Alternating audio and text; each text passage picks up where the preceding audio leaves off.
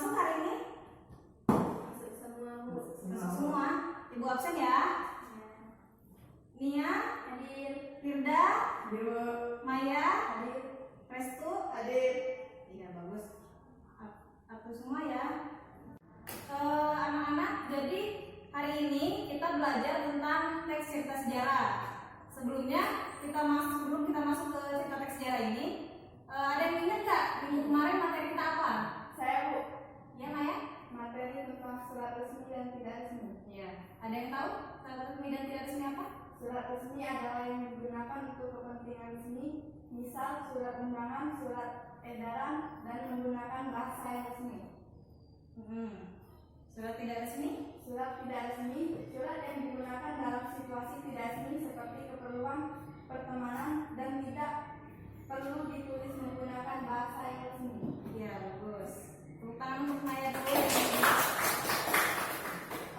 Jadi untuk anak-anak untuk hari ini materinya tolong disimak dengan baik. Kalau misalnya ada yang perlu dicatat ya anak-anak ya, karena waktu itu sangat penting. Kalau waktu itu tidak bisa diputar, jadi akan habis. Kalau misalnya kalian sia-siakan, itu akan tidak dapat apa-apa gitu ya.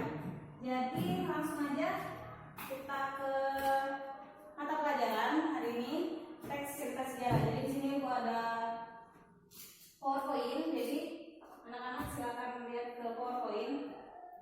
Sebelumnya, siapa kan ini tentang cerita teks sejarah. Kalian tahu nggak sih sejarah itu apa? Coba, yang menurut kalian sejarah itu apa sih? Ya Restu? Sejarah adalah peristiwa yang benar-benar terjadi di masa lampau. Ya betul. Masa lalu ya. Jadi cerita teks sejarah itu adalah masa lalu atau masa lampau yang memiliki nilai-nilai. Jadi yang gagal move on itu sejarah. Jadi terus kita lanjut lagi ya.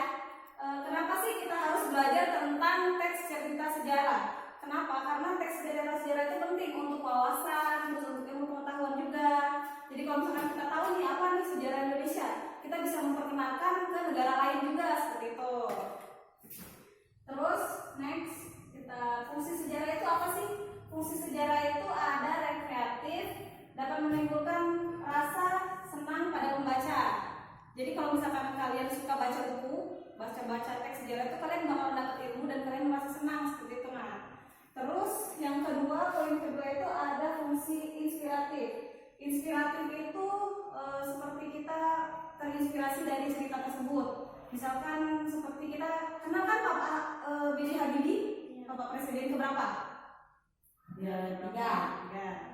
Nah dia itu bikin apa terkenalnya? Salah. Nah, jadi inspiratif, memotivasi kita untuk bisa seperti dia, seperti itu. Lalu poin ketiga itu adalah fungsi instruktif, dapat berperan dalam upaya menyampaikan ilmu pengetahuan. Jadi kalau kita tahu sebuah ilmu pengetahuan, jadi kita bisa juga menyampaikan orang lain seperti itu. Lalu yang terakhir itu adalah fungsi edukatif, dapat memberikan nilai-nilai sejarah dan dapat mengajarkan manusia berperilaku yang aktif dan bijaksana. Jadi kalau misalnya kita tahu nih sejarah Indonesia itu apa, jadi kita harus menghargai suatu budaya Indonesia seperti itu. Bagaimana cara membudayakannya?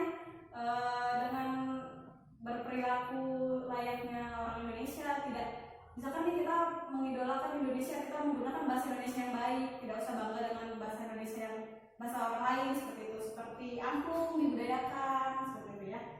Kita masuk ke tadi apa sih teks sejarah itu sudah. Struktur teks sejarah itu ada 4. Jadi yang pertama itu orientasi, yang kedua komunikasi, yang ketiga solusi, yang keempat itu reorientasi. Jadi yang pertama itu orientasi itu adalah sebuah cerita. Jadi teks sejarah itu cerita. Nah, reorientasi itu sebuah pengenalan awal mula teks cerita itu sejarah itu gimana sih? Terus perkenalan tokoh utama, terus juga yang lain-lain.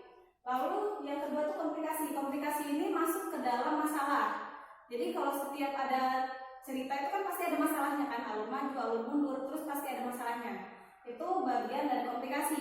Lalu solusi, apa sih itu solusi? Solusi itu adalah memecahkan masalah dari si komunikasi ini dalam satu cerita. Jadi ada pemecahan masalah untuk akhir cerita tersebut. Nah, akhir cerita tersebut di sini adalah reorientasi. Pemecahan masalah, masalahnya sudah selesai. Terus dan sesuai endingnya itu sesuai dengan sejarahnya, fakta, karena di sini adalah cerita sejarah bukan cerita fiktif ya, jadi benar-benar nyata dan benar-benar ada. Terus sampai di sini ada yang ingin ditanyakan anak-anak? Ya, Bu. Ya, Restu. Bagaimana cara mengetahui komplikasi dan solusi dalam teks cerita sejarah? Ya, bagus, pertanyaannya bagus sekali ya. Jadi seperti yang Ibu sampaikan tadi, komplikasi dan solusi ya. Komplikasi dan solusi itu adalah permasalahan dan cara menyelesaikan masalah. Jadi kalau kalian baca semua teks cerita sejarah itu, dalam pertengahannya tuh ada klimaks permasalahan. Jadi permasalahannya itu kita olah, lalu kita lihat di mana sih proses penyelesaian masalahnya seperti itu. Lalu Ibu ada permainan di sini. Jadi Ibu buka dua kelompok. Ini kelompok 1 dan ini kelompok 2 ya. Nah, di sini ada 2 buah kotak. Jadi kalian pilih di sini kelompok 1 dan kelompok 2. Nanti di dalam kotak ini ada pertanyaan. Jadi dalam pertanyaan itu kalian rundingkan, lalu kalian jawab ke depan ya. Baiklah, siapa perwakilannya? Ya, dari kelompok 1 perwakilannya? Ya, maju dong. Siapa? Nih, kalian sit aja ya, sit. Nah, menang ya. Kelompok 2 yang mau yang mana? Ini. Nah, ini. Nah, di dalam sini ada pertanyaan. Siapa duduk? Nah, di situ ada pertanyaan ya, Nak. Jadi kalian rundingkan dalam kelompok masing-masing. Coba lihat dulu, dibuka dulu, ada pertanyaannya enggak? Ya. Nah, di dalam pertanyaannya itu kalian beda-beda ya pertanyaannya, jadi tidak bisa saling contek. Nah, di sini Ibu siapa yang bisa menjawab lebih dulu dan yang benar, Ibu akan kasih novel. Nih, novel dari Korea. Lagi zaman sekarang nih, senang yang Korea-Korea kan. Ibu kasih waktu 5 menit untuk kalian rundingkan bersama teman sekelompok kalian. Jadi kalau misalkan yang sudah, silakan maju ke depan ya anak.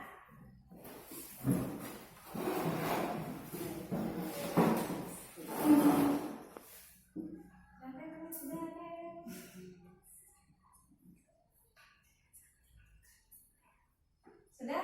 Anak-anak sudah? Sudah? Kelompok 1 sudah ya? Sudah?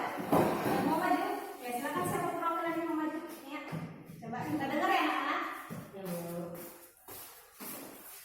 Baiklah, saya dapat pertanyaan yaitu apakah penting kita mempelajari teks cerita sejarah?